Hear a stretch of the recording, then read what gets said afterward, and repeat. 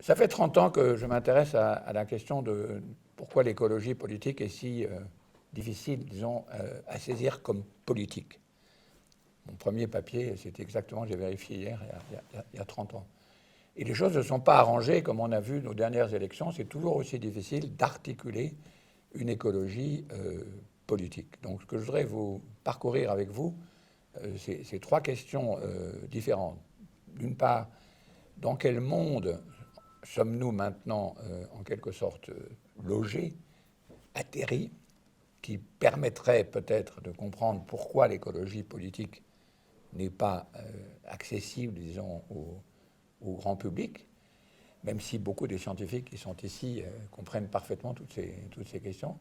La deuxième chose, c'est justement sur le statut des sciences. Car une des difficultés à faire de l'écologie politique, c'est qu'elle dépend très largement de l'activité scientifique. Et sur l'activité scientifique, la façon dont les scientifiques eux-mêmes le présentent au public et la façon dont le public comprend l'activité scientifique, on est en gros à l'âge de pierre. Et donc, du coup, toute question de philosophie politique ou de sociologie politique ou d'écologie politique qui mobilise les sciences, tout le monde est un peu paralysé. Et troisièmement, le déficit d'écologie politique, c'est aussi qu'on n'a pas forcément les citoyens qui sont ajustés, disons, à la nouvelle question écologique, comme on l'a vu encore une fois aux dernières élections. Pourquoi ? Disons, on est à peu près capable d'être un citoyen sur les questions sociales. Chacun sait à peu près quel genre de revendications, quel genre d'ennemis ou d'amis on a quand on s'intéresse aux questions sociales. Mais sur les questions écologiques, on est très vite dans l'incertitude. On a des ennemis, mais qui sont trop vastes. On a des enjeux qui sont trop immenses, comme le changement climatique. Et donc, le citoyen, qui serait l'équivalent du citoyen dans les questions sociales, n'est pas facile disons, à extraire et à politiser. Donc, c'est les trois questions que je voudrais essayer de parcourir avec vous. Et pour commencer, je pense qu'il est intéressant de débuter par cette question du territoire, qui, comme vous le savez, intéresse beaucoup de gens. Même maintenant, nous, encore une fois, des ministres du territoire et même développement rural en réalité. Le territoire intéresse beaucoup de gens. Ce qu'on voit mal dans la question du territoire liée à la question de l'écologie politique, c'est que ce sont des territoires en guerre. Nous sommes dans un état de guerre généralisé. Alors, on le voit très bien depuis l'invasion de l'Ukraine par les tanks de Poutine, c'est l'occupation classique, si j'ose dire, terrifiante, d'un territoire par un autre, une armée, un empire, qui se saisit du territoire et, de façon visible, déplace les frontières, de façon visible. Et vous aurez remarqué à quelle vitesse l'Europe, l'Amérique, a été capable en quelques semaines de réagir à cette guerre. Ça ne veut pas dire qu'ils seront efficaces et qu'ils vont gagner. Naturellement, les malheureux Ukrainiens continuent à mourir en masse. Mais disons, il était clair que dans la question de savoir comment répondre à une menace territoriale classique, si j'ose dire, c'est-à-dire d'occupation par un empire d'un autre pays plus faible, c'est très largement, d'ailleurs beaucoup de gens le signalent, une guerre coloniale, eh bien, nous savons comment nous savions, maintenant c'est un peu moins clair, mais nous savions comment réagir. Tout de suite, des affects de soutien, d'accueil des réfugiés, d'envoi d'armes, de décisions économiques pour couper le sifflet à Poutine. Il a l'air de se porter encore très bien, mais bon, disons, on savait comment réagir. Mais en même temps, si vous vous rappelez, il y a eu le rapport du GIEC exactement la même semaine. Là, ça n'a pas fait les mêmes titres, les journaux. Et surtout, il y a eu cet extraordinaire épisode des 50 degrés de température en Inde. Ces 50 degrés en Inde, c'est une occupation de territoire non classique. Des pays, en gros, les anciens pays coloniaux, en particulier l'Angleterre, occupent d'une certaine façon le territoire indien par les transformations que le climat a subies, d'une façon aussi patente, aussi directe, est aussi terriblement mortelle que Poutine envahit l'Ukraine. C'est-à-dire que c'est aussi une occupation de territoire. Donc la définition d'un territoire occupé doit s'étendre quelque peu.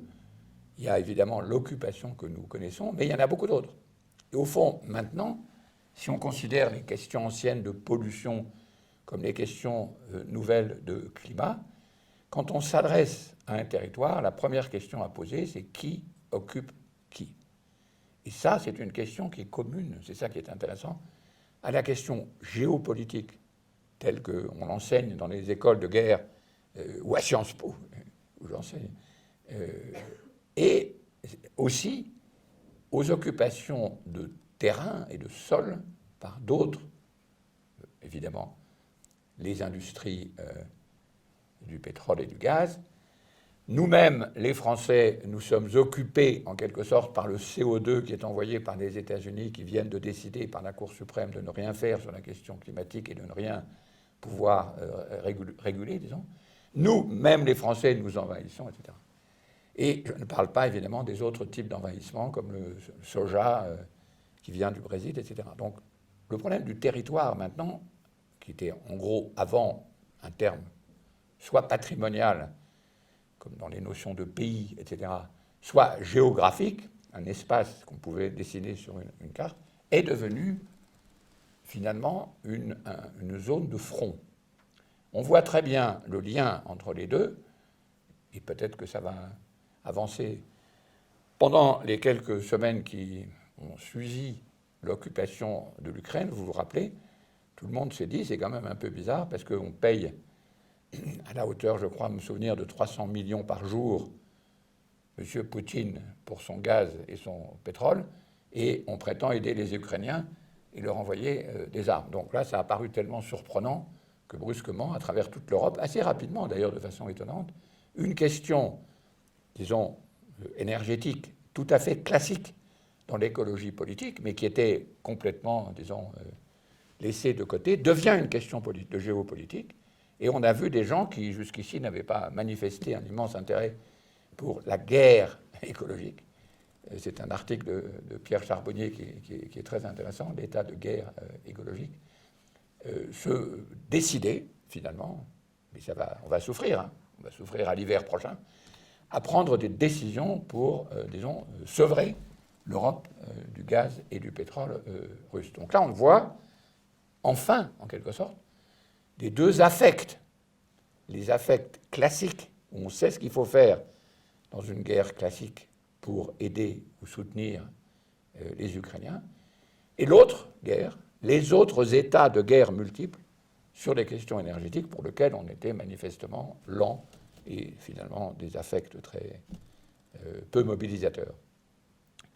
Mais l'avenir est évidemment que, au fur et à mesure que le territoire se définit comme des occupations de sol par des autres, il va falloir multiplier ce genre de situation et s'apercevoir que sur l'ensemble des questions d'alimentation, sur les questions d'habillement, sur les questions de logement, etc., il y a bien quelque chose qui ressemble à un état de guerre, même si tous ne sont pas dans la forme la plus magnifiquement classique du lien entre je donne de l'argent à Poutine pour attaquer les Ukrainiens que nous prétendons défendre. Il y a beaucoup d'autres choses à dire sur cette guerre, qui d'ailleurs est une guerre que personne ne définit comme une guerre, justement, c'est assez curieux, sauf les Ukrainiens, qui eux sont bien effectivement en guerre. Mais je laisse cette question de géopolitique de côté.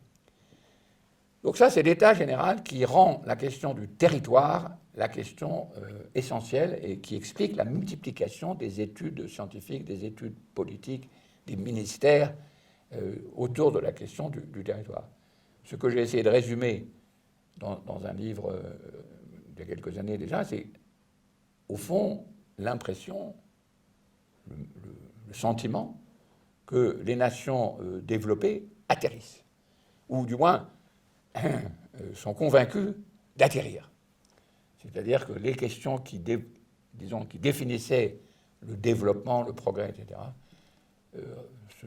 ont des points d'interrogation. Plus personne ne croit vraiment qu'on va continuer à être comme on était avant. Donc on se retourne un peu et on dit, mais on va où? On on atterrit. Donc le premier point que je vais essayer de présenter sur cette redéfinition des devoirs, c'est le « où ». Et là, nous touchons évidemment au cœur de l'école d'été qui rassemble certains dans cette salle. Le « où » a beaucoup changé par rapport, disons, à l'idée que nous avions avant d'être dans la nature sur un globe. Et le premier disons, problème pour comprendre comment et pourquoi l'écologie politique n'arrive jamais à être politique, finalement, c'est parce qu'elle est, disons, alourdie, asphyxiée, paralysée par la notion de nature. Ça paraît un peu bizarre, ça paraît une question philosophique, mais ça a des effets tout à fait pratiques. Parce que la nature, quand on dit la nature, il faut s'occuper de la nature, il faut des mouvements politiques qui s'intéressent à la nature, on ne sait pas de quoi on parle. On parle à la fois de l'évolution du cosmos, on parle du Big Bang aussi bien que du centre de la Terre, que des virus, etc. Et donc, il nous faut, pour comprendre où on est, une définition opérationnalisable de l'endroit où on se trouve vraiment. Comment avoir une politique? Comment discerner les fronts de lutte entre les bons et les méchants, puisque c'est quand même ça la géopolitique qui vient, si on ne sait pas où on est. Et donc, ce qui se passe en ce moment, et c'est ça que j'appelle de façon un peu pompeuse un changement de cosmologie, c'est la réalisation peu à peu que l'endroit où nous sommes n'est pas une société dans la nature, et la nature couvre l'ensemble du cosmos, mais une société, et là je suis obligé d'utiliser un terme qui fait un peu polémique, qui est toujours un peu délicat à poser, que j'ai utilisé beaucoup à essayer de clarifier, mais je ne suis pas toujours arrivé, qui est ce qu'on appelle Gaïa. Gaïa est toujours mal compris, mais l'avantage de l'étude des zones critiques, qui sont les spécialités de cette école d'été, c'est que ça rend beaucoup plus précis ce qu'est Gaïa. Gaïa, c'est la façon dont la succession des vivants au cours des milliards d'années a transformé ces conditions initiales. Donc c'est une idée super simple, ça n'a rien à voir avec Mère Nature, ça n'a rien à voir avec une figure mythologique. Enfin, si, c'est une figure mythologique, ça c'est un problème que je laisse de côté. C'est d'abord l'affirmation que l'endroit où nous sommes, tous les vivants, les bactéries, les archéas, les éléphants, etc., est le résultat d'un engineering, si on veut, d'un travail des vivants qui ont créé les conditions pour d'autres vivants. Donc, localement, c'est tout à fait compréhensible si vous pensez à la notion de niche. Je ne parle pas de la niche des chiens, quoique encore que c'est une niche. Mais ici, par exemple, c'est une niche. C'est une sphère que nous avons construite pour protéger et rendre possible l'audition, disons, mais pas le cinéma, malheureusement, pas la projection, d'un groupe de gens. Mais les termites font exactement la même chose, les fourmis font exactement la même chose, les castors font exactement la même chose, etc. Et à l'échelle des 4 milliards d'années, c'est surtout d'ailleurs les bactéries, les virus, les archéas qui ont fait le boulot, elles ont transformé les conditions initiales qui, contrairement à ce qu'on dit souvent, c'est un point disputé en sciences de la Terre, n'étaient pas particulièrement favorables. Et au cours de ces 4 milliards d'années, ce qui a été, qui était au début, comme le montre très bien Margulis, Lynn Margulis, qui est une des grandes théoriciennes de Gaïa, dans un livre passionnant qui vient d'être republié, au début, Gaïa, c'était quelques microns d'épaisseur, un film de microbes. Mais comme vous le savez, un film, comme les films qu'on a sur les dents, déjà, il y a plein d'activités qui se font, une partie des microbes qui font ça, une autre partie qui font ça, et ça devient déjà quelque chose presque comme une organisation, à défaut d'être un organisme. Ce qui est curieux, c'est qu'on a de la peine à absorber cet argument qui est d'une simplicité extraordinaire et qui change complètement l'endroit où on se trouve. Ça veut dire que nous sommes, vous, mais aussi les virus, les éléphants, les girafes, etc., confinés. C'est le sens d'un autre livre que j'ai fait qui s'appelle « Où suis-je ?» Confinés. Le Covid nous a aidé un peu à comprendre ce que c'était confiné. Confinés. À l'intérieur d'un ensemble, d'une enveloppe, non pas d'une sphère, d'une enveloppe, qui a été constituée par les vivants et que les spécialistes descendants du grand scientifique que j'aime beaucoup, qui s'appelle James Lovelock, appelle Gaïa. Donc, c'est important parce que ça veut dire que nous n'avons pas d'autre expérience que de rencontrer, au cours de nos activités multiples, je dis nous, c'est-à-dire l'ensemble des vivants, d'autres vivants. C'est la seule chose dont nous avons l'expérience. D'autres vivants ou les modifications qui ont été faites par ces vivants. Les fauteuils, la chaise, l'eau, mais aussi les roches sédimentaires qui sont au-dessus de nous, qui, après tout, sont aussi le résultat du travail multiple de fossiles qui se trouvent maintenant évidemment morts, mais qui sont toujours là, de même que ce bâtiment est toujours là, indépendamment de gens qui l'ont construit. Et aussi, ce qui est le point fondamental de la découverte de Gaïa par Lovelock, l'atmosphère. Comme vous le savez, pas le transparent, mais il faut que vous me croyez, vous pourrez aller voir sur ce qui est la découverte initiale de Lovelock, qui a entraîné cette intuition géniale de Gaïa, c'est que quand vous mesurez la répartition des gaz dans l'atmosphère, vous avez du méthane et de l'oxygène en quantité.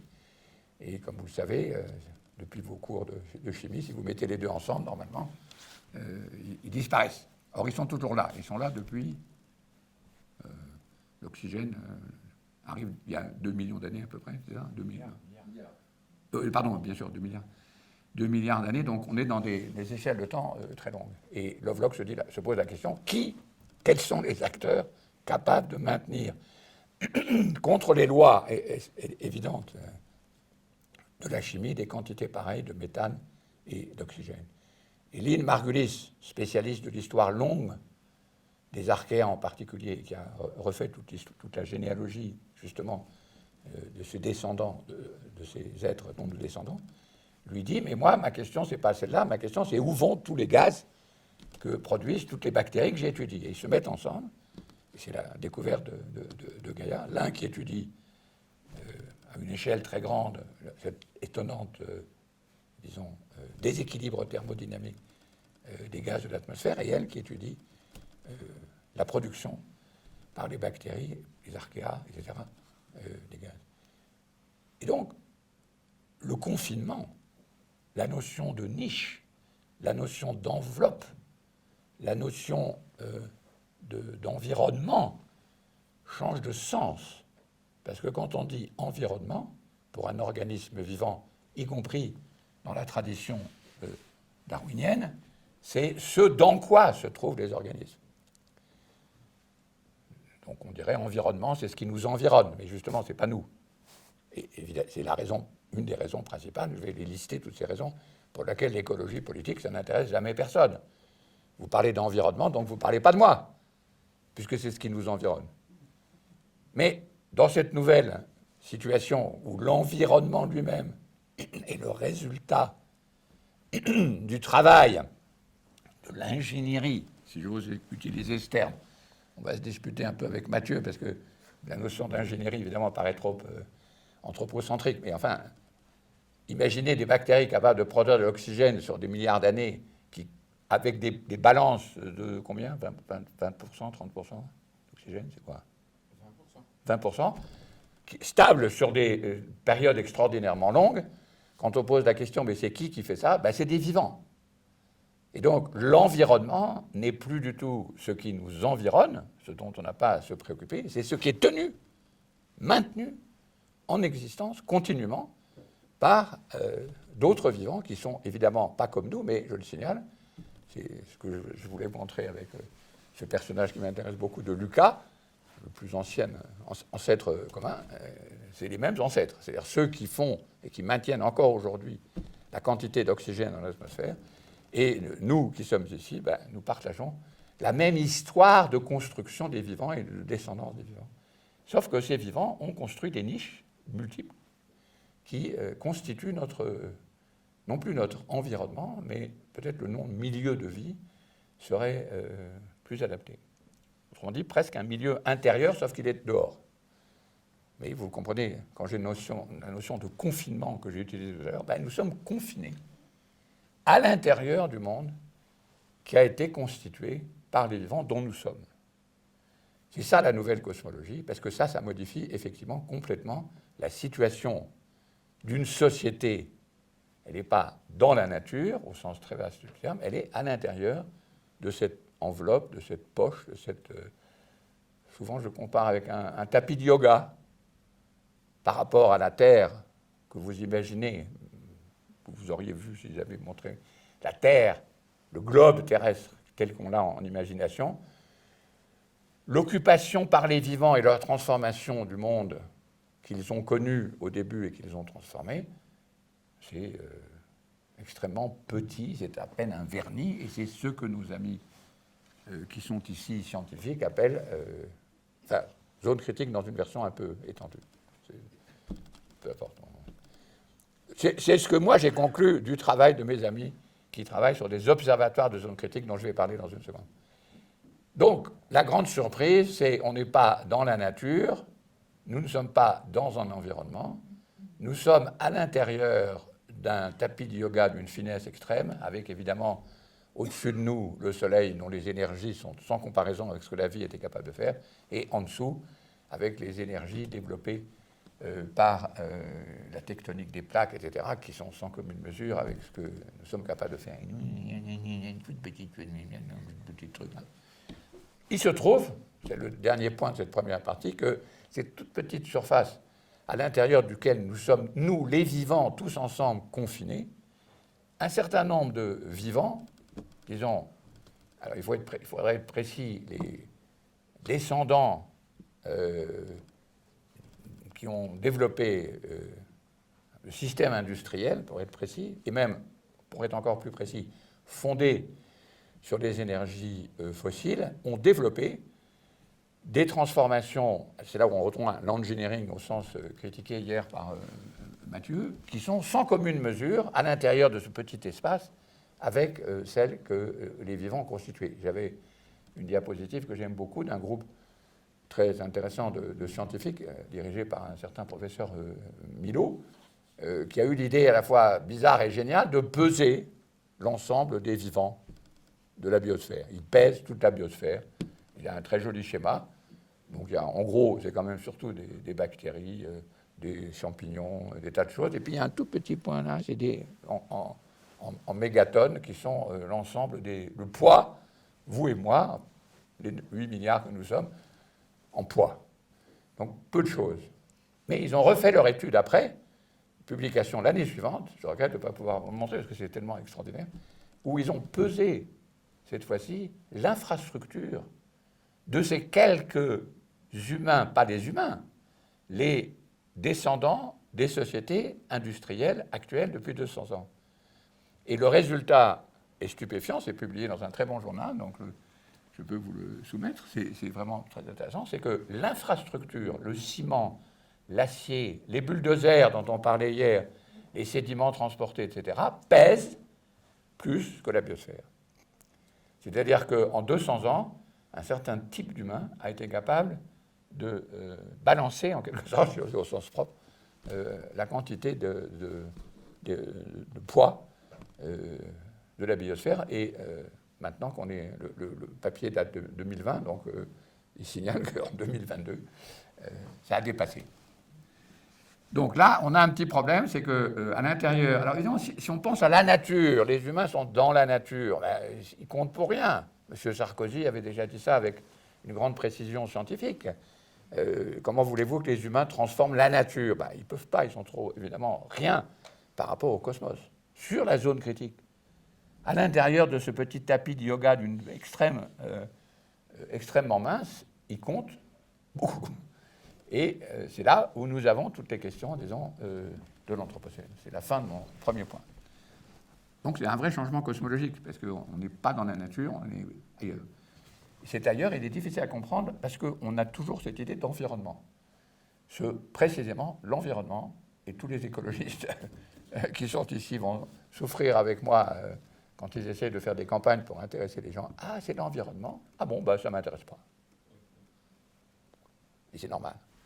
Mais si c'est ce dans lequel vous êtes et ce qui est la petite couche à l'intérieur duquel vous êtes, alors là, la dépendance aux transformations que vous êtes en train de faire dessus, elle vous saisit à l'estomac, parce que vous êtes confiné à l'intérieur. C'est comme si pendant le confinement, votre propriétaire arrive et et on modifie la taille du bâtiment, en occupant le territoire. Donc c'est pourquoi que les questions de territoire deviennent aussi cruciales. Dans l'espace infini qu'on avait avant, on ajoute des territoires, on va en trouver d'autres, etc. C'est toujours l'imaginaire des Européens infinis. Dans l'espace confiné, qui est celui de Gaïa ou de la zone critique, tout devient conflictuel, source de conflit. Et évidemment, le plus gros source de conflit, mais celui qui est le plus difficile à politiser de façon efficace, c'est évidemment le changement climatique. Deuxième point qui est plus topique pour nos amis ici scientifiques, c'est quelle science aborde cette nouvelle situation cosmologique. Cosmologie, c'est un terme d'anthropologue. Il ne faut pas le prendre au sens de la cosmologie des physiciens.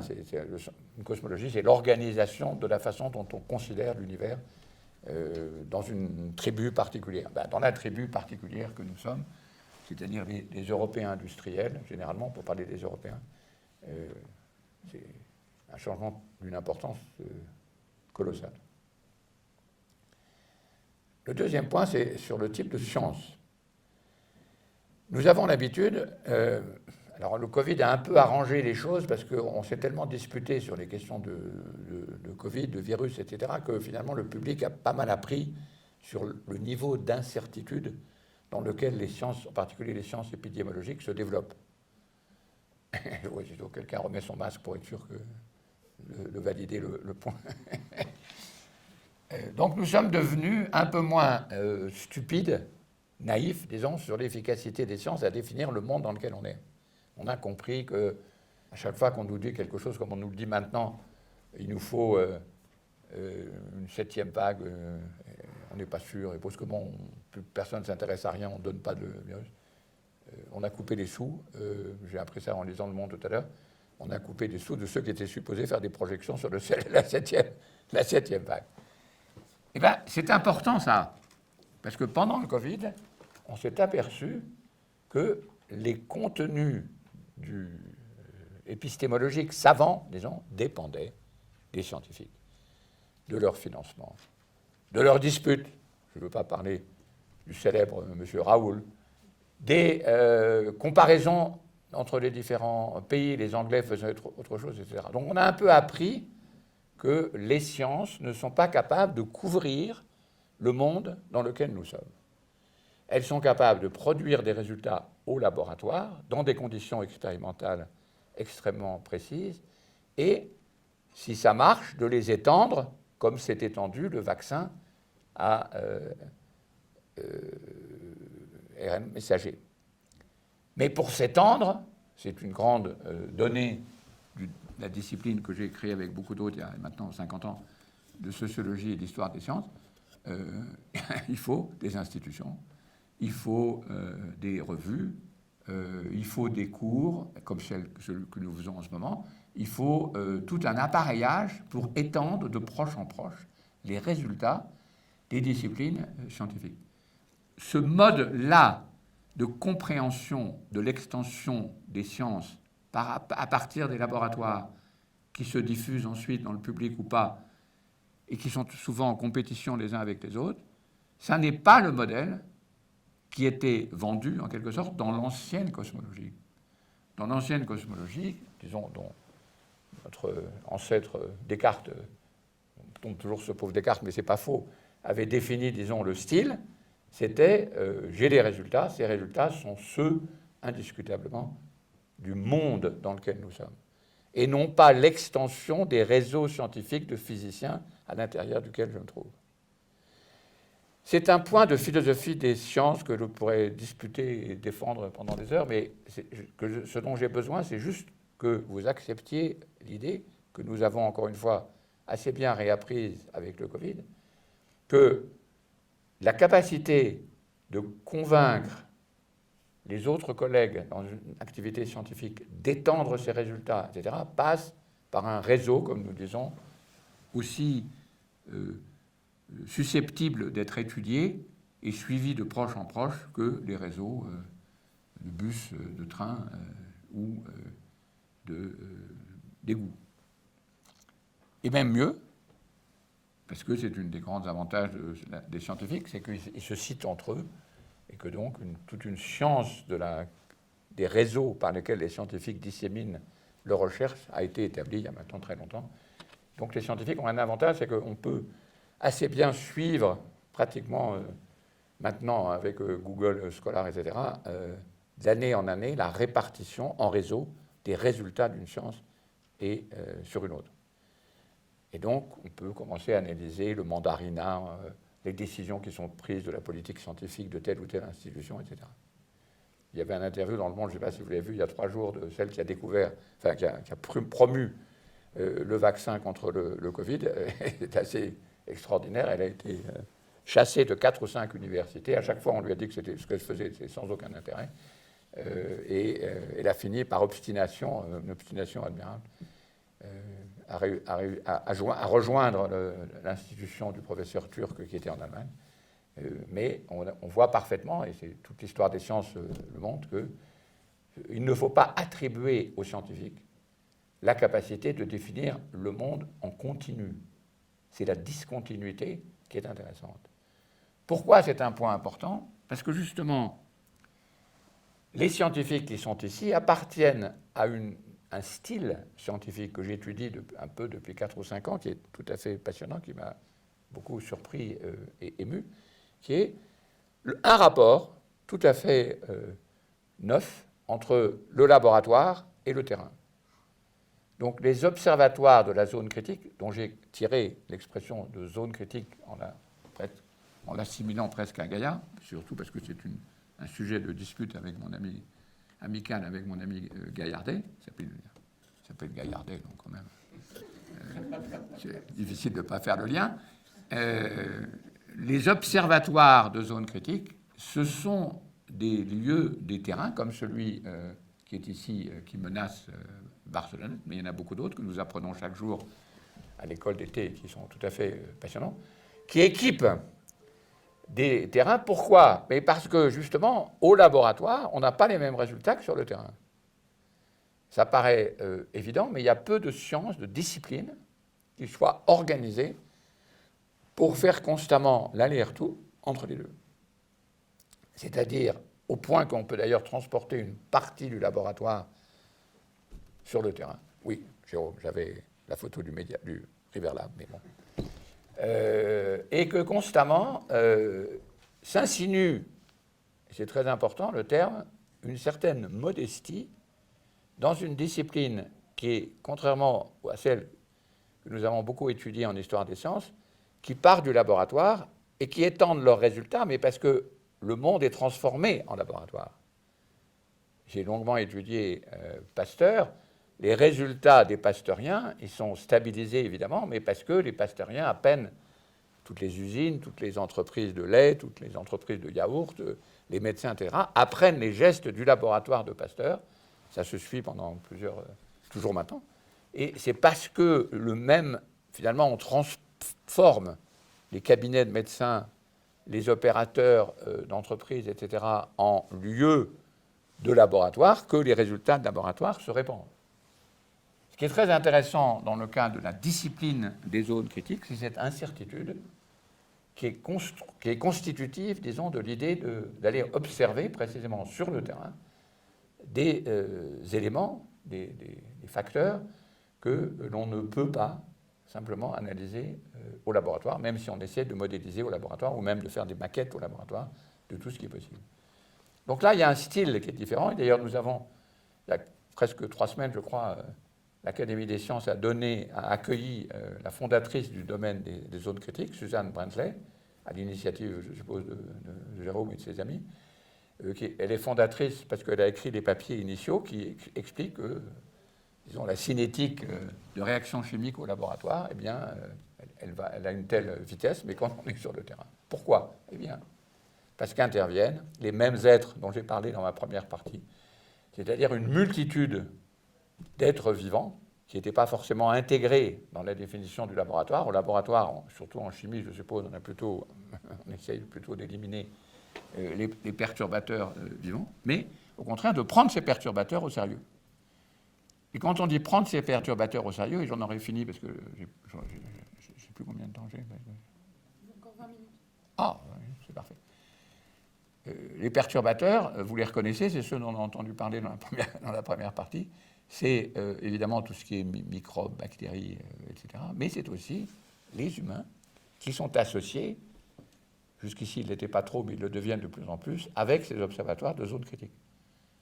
C'est-à-dire que c'est une discipline, la science des zones critiques, qui non seulement construit ses investissements financiers, son instrumentation très avancée, pour essayer de faire constamment le lien entre le laboratoire et le terrain, mais sans espérer que le terrain va finir par être couvert de laboratoires, selon le modèle, disons, traditionnel du développement et de la façon dont les sciences se déploient dans l'espace et le temps, selon le régime, disons, pour prendre l'exemple tout à l'heure, pasteurien, mais qui en plus rencontre sur ces terrains deux types de perturbateurs, c'est-à-dire la multitude des organismes vivants qui viennent compliquer l'ensemble des réactions chimiques et physiques, puisque nous sommes à l'intérieur de cette Gaïa transformée depuis 4 milliards d'années par les vivants.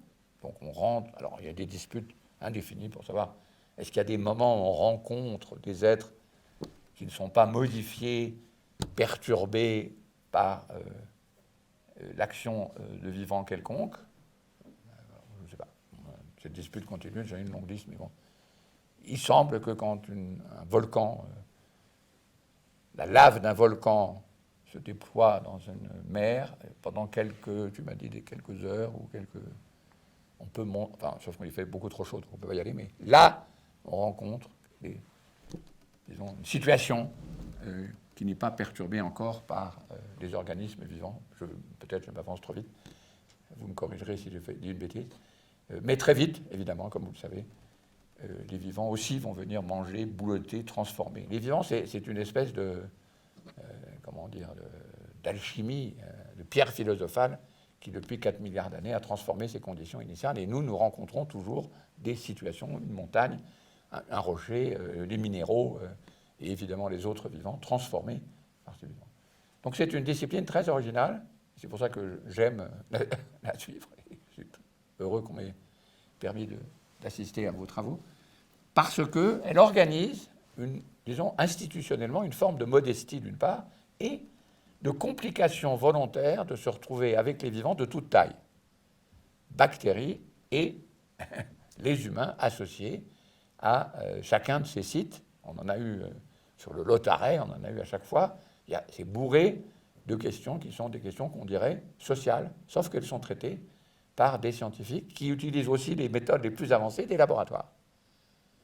Donc se construit un type de science dont je crois profondément qu'il est très original, une science fondamentale, mais qui n'a plus le même caractéristique que les sciences, disons, qu'on pouvait rappeler pour simplifier de l'univers. Et surtout, on voit, c'est très fascinant quand on assiste aux travaux, que, évidemment, le parcours de quelqu'un qui s'intéresse à la gravitométrie, ben, ce n'est pas le même que celui qui s'intéresse à l'hydrologie, ce n'est pas le même que celui qui s'intéresse à l'écologie, etc. Et ça serait absurde de dire, oui, mais tous parlent de la même chose. Mais ben non, la même chose dont ils parlent n'est pas constituée comme univers commun.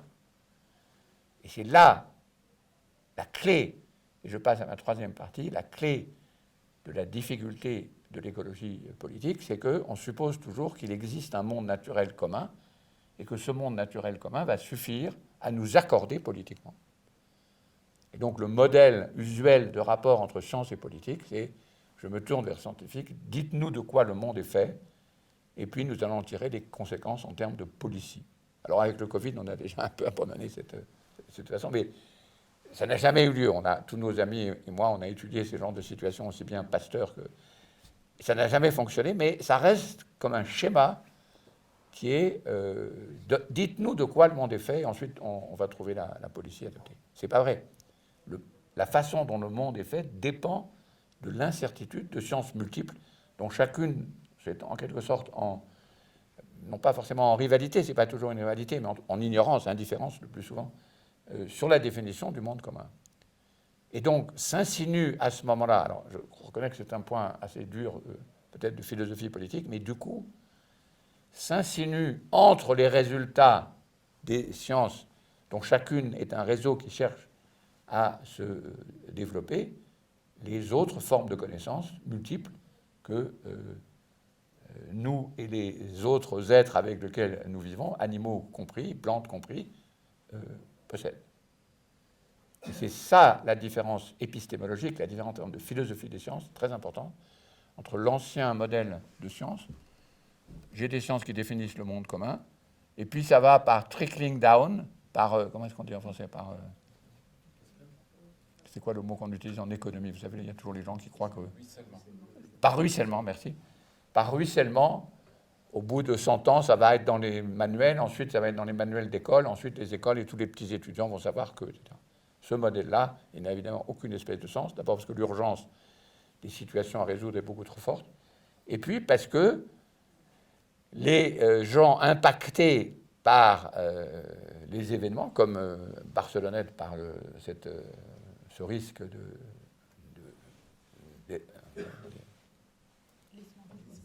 merci, sont eux aussi directement impactés. Et vous ne pouvez pas, en tant que scientifique, jamais leur dire « oui, mais nous savons de quoi le monde est fait, et donc tout ce que vous dites, ce sont simplement des idées, des idéologies, des subjectivités, mais ça ne concerne pas le monde dont il est fait. » Et donc, la collaboration qu'établit la science des zones critiques, ce n'est pas ce genre de collaboration où vous pouvez, d'une façon, disons, tout-terrain, comme dirait Isabelle Stengers, qui était une des grandes spécialistes de cette affaire, dire mais vous n'êtes pas scientifique, donc tout ce que vous dites sur la question de la montagne et tout ça, ça ne présente aucune espèce d'intérêt.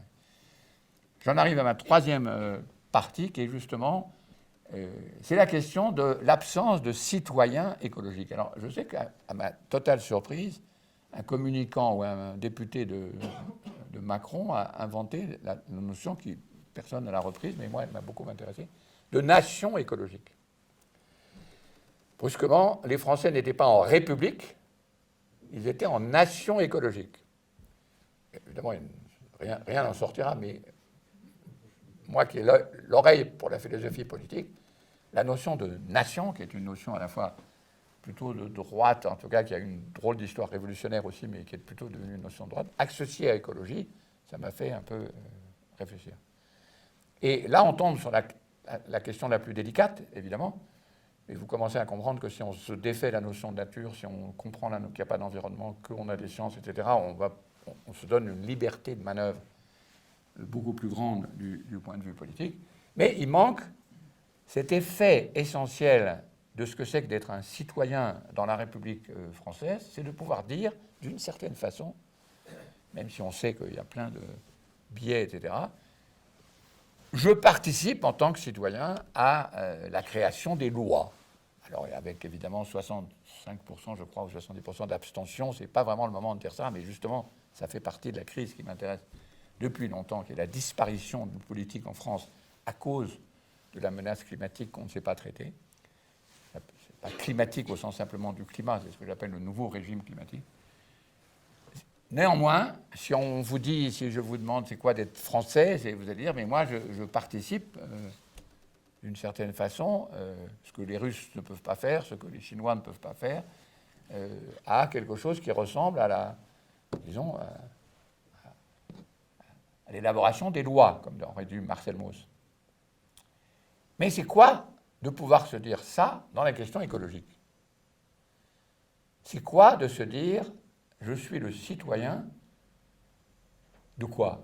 D'une nation écologique. Je suis le citoyen de quoi quand je m'intéresse aux questions écologiques? Il faut, évidemment, si je me dis ah oui, mais moi je suis écologique, je m'intéresse à la nature et à l'environnement, c'est la fin des haricots. Parce que tout de suite on en conclut ah ben donc vous ne vous intéressez pas aux questions sociales. Vous avez bien compris que c'était ça l'enjeu essentiel des élections dernières, de l'absorption de ILV par la gauche, etc. C'est-à-dire toujours la question, oui, mais si c'est des questions sociales, ce n'est pas des questions écologiques. Question qui n'a évidemment aucun sens, mais qui est compréhensible si on fait la distinction entre l'environnement et la nature. Bon, ça, c'est là. Les questions sociales, elles sont là. Toutes les questions sociales sont devenues des questions de bataille, d'occupation de territoire et de lutte, que ce soit aussi bien les luttes sur la transformation par les produits chimiques de notre sperme pour les hommes, de la mucoviscidose pour d'autres, etc. C'est-à-dire, nous sommes occupés, nous sommes des territoires occupés, et nous cherchons les luttes qui permettent de définir les fronts qui permettent de desserrer l'occupation, à la fois celle que nous faisons sur les autres et celle que les autres font sur nous. Donc on est bien dans une situation où on a besoin de citoyens qui disent « nous participons, comme on faisait quand on avait une idée de la République, à l'établissement des lois ». Mais vous n'allez pas dire ben, je participe aux lois de la nature ». Ça n'a pas de sens. Même s'il y a une tendance toujours chez les écologistes à dire on sait comment c'est fait, donc maintenant il faut que la politique suive. Non, justement, c'est un des problèmes, des paralysies, de nombreuses paralysies. Avec Clémence, l'autre jour, nous étions dans le Vercors, nous étions avec 5 maires écologistes, et on est arrivé, à cause de ces questions que je poursuis depuis longtemps, à leur faire rédiger la liste de tout ce qui ne marchait pas dans la notion d'écologie. C'était intéressant parce qu'ils avaient accepté, après une journée de travail, de lister les problèmes. Et à ma grande surprise, je crois que je peux le dire, ce n'est pas confidentiel, le maire de Grenoble, quand même un maire, a dit « mais tu sais, moi, je ne parle jamais d'écologie en pratique ». Ça m'a intrigué. La notion d'écologie a une capacité de paralysie politique quand même très stupéfiante. Ce qui est normal, c'est le nom d'une discipline scientifique. En plus, elle est liée à cette notion de maison, qui est une catastrophe du point de vue politique. Ce n'est pas une maison, on n'est pas dans la maison. On est avec des multitudes d'étrangers qui sont en même temps des vivants comme nous, mais avec des tas d'autres en rivalité avec nous. La notion de maison est aussi mal adaptée que possible à la question politique. La politique, c'est précisément la cité, ce n'est pas la maison. Donc c'est une des nombreuses raisons pour lesquelles on n'arrive jamais à calibrer, disons, ce que c'est que la politique écologique. Donc la question devient, est-ce que nous sommes capables de construire un citoyen? Il faut construire, parce qu'il n'existe pas spontanément. Spontanément, comme vous le savez, je suppose que c'est ici à Barcelonnette aussi, vous allez chez des agriculteurs, ils vous disent mes ennemis, c'est les écologistes. Enfin, je suppose que c'est exactement, peut-être pas tout à fait vrai ici, mais les gens ne savent pas quels sont leurs amis et leurs ennemis, disons. Donc ils ne peuvent pas faire de politique. Et donc depuis où atterrir, et depuis où suis-je, depuis le mémo sur la classe écologique. Oui, j'ai fait un mémo sur la classe écologique qui est paru 2 mois avant les 4,7% des écologistes aux élections. Donc, on ne peut pas m'attribuer des capacités de prévision de la politique trop fortes. Mais ce qui m'intéresse, c'est de construire un dispositif dans lequel on arrive à retrouver un certain type de prise sur les questions écologiques. Et avec les camarades et beaucoup d'amis et un soutien du ministère de l'écologie, on a construit toute une série de procédures pour retrouver un ancrage sur les questions écologiques, même si on ne parle pas du tout, on est comme Piolle, on ne parle pas d'écologie directement.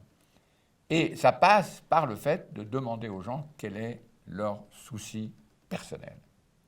Et là, je regrette vraiment de ne pas pouvoir vous montrer disons, le genre de situation auquel on arrive, c'est-à-dire de retrouver des capacités politiques collectives, pas par l'opinion, pas par la discussion, pas par le fait de dire « mais moi, je pense que », mais par « c'est quoi le sujet sur lequel, le sujet qui vous mine ?»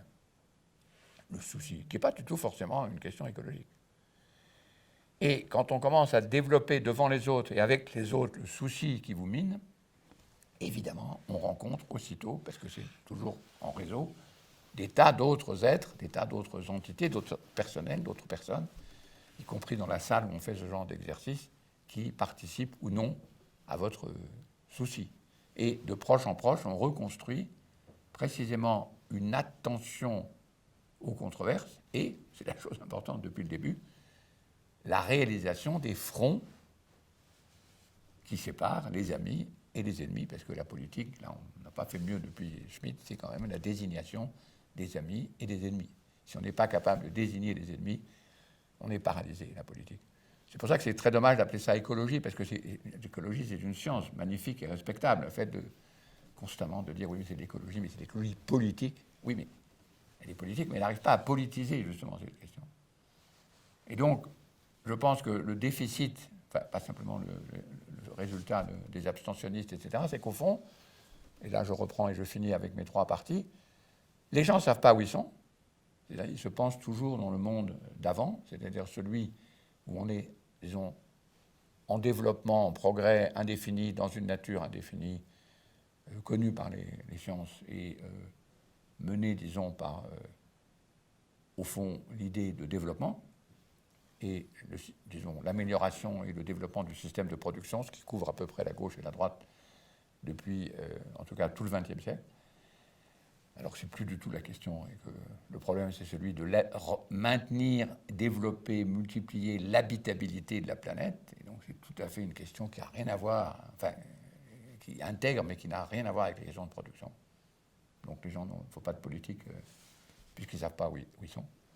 Ils ont de la science une idée si naïve, en tout cas, si, soit complètement beaucoup trop critique, en disant, mais la science n'est pas capable de fournir de l'objectivité. La preuve, c'est qu'on ne sait toujours pas sur le Covid qu'est-ce qu'il faut faire ou qu'il ne faut pas faire, parce qu'ils ne se rendent pas compte que la science ne peut pas définir le contenu continu du monde dans lequel ils sont, mais peut produire objectivement des faits grâce à l'institution scientifique qu'il faut chérir, développer, financer, entretenir, maintenir, etc. Si vous parlez à l'extérieur de la science, des scientifiques, à la question de l'institution scientifique ou de la politique scientifique, personne ne comprendra ce que ça veut dire. Ben, dites-nous c'est quoi les résultats. Si vous dites, oui, mais attendez, moi j'ai besoin, etc. Il faut un financement, il faut des collègues, etc. Il faut créer les collègues, il faut créer les revues. Enfin bref, tout ce travail que nous connaissons bien, vous les scientifiques, nous, les sociologues et historiens des sciences, c'est pas du tout passé dans le public. Et troisièmement, la question de devenir un citoyen de la nation écologique, avec l'énorme problème que vous ne savez pas quelles sont les frontières de cette nation, puisque sur le soja, sur les éoliennes, sur l'énergie, sur l'alimentation, les frontières dépendent à chaque fois des sujets. Donc c'est pas la France comme du temps de la nation française, c'est de multiples enjeux dont chacun a une géopolitique différente. Le beurre de cacahuète, c'est pas la même chose que l'énergie, les rivières. C'est ça le problème de l'écologie. Si l'écologie, pardon. Je sais pas, il faudrait trouver un autre mot. J'ai proposé terrestre, mais ça a créé le nom d'une revue, mais ça n'a pas encore pris. Le Parti des terrestres. Le Parti des terrestres. Ben, c'est pas si mal, finalement, le Parti des terrestres. Prendre le parti des terrestres. Prendre le parti de la condition terrestre, ça serait un peu le terme que j'utiliserais pour éviter écologie. Mais ça n'a pas d'organisation politique qui lui corresponde. Les Verts, il y a deux permanents dans les Verts. Donc tout le travail, l'énorme travail idéologique qu'il aurait fallu faire pour gagner les élections n'avait pas été fait. Donc c'est normal qu'ils n'ont pas beaucoup développé. Donc, mais la chose positive sur laquelle je finis, c'est que si vous changez la cosmologie, la définition des sciences et la compréhension, trouver des dispositifs qui permettent de reconstituer des capacités politiques, nous sommes en bonne voie. Je vous remercie.